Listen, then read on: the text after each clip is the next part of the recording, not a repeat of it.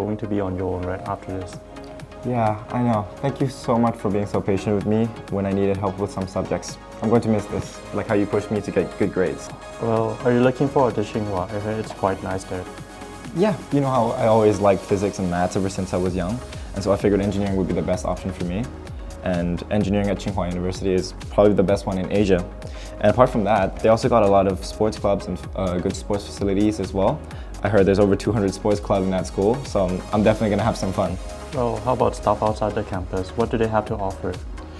Well, yeah, I've heard from seniors that went there from our school, and they said they had a lot of internship opportunities at top tech firms over there.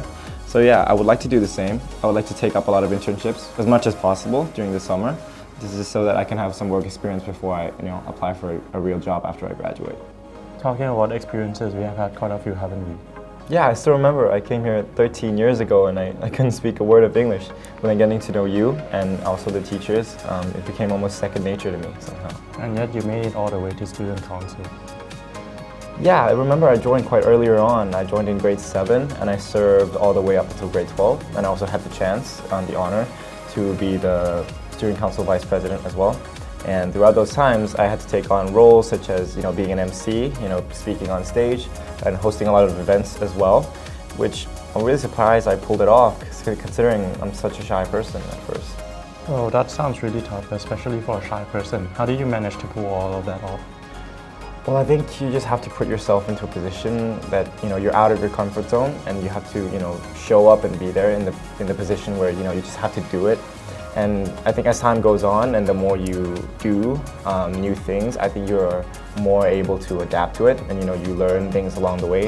And for me as well, I picked up a lot of skills such as communication skills, leadership skills, and collaboration skills as well, which I think are skills that are very valuable because you can learn them inside of a library or in the classroom.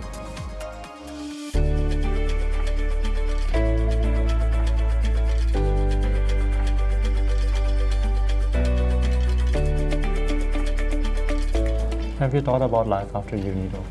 After 4 years in university and after graduation, I would like to work in China at first. I believe in Shanghai or Beijing would be great. I believe that the technology industry in China is one of the fastest growing in the world, and it has a lot of technologies that are not found anywhere else in the world. After working enough years and gaining a lot of experience, I want to take on an MBA afterwards, maybe in the US, and then afterwards I want to come back to Thailand and start a business of my own one day, specifically in the field of automation. This is because I believe that the products of automation can increase the quality of life of the society. For example, self-driving cars and etc. You have come a long way. What was the most proud thing you did throughout your journey? I'm proud that I tried many things, and as many things as possible actually, even though it didn't seem to fit me at first.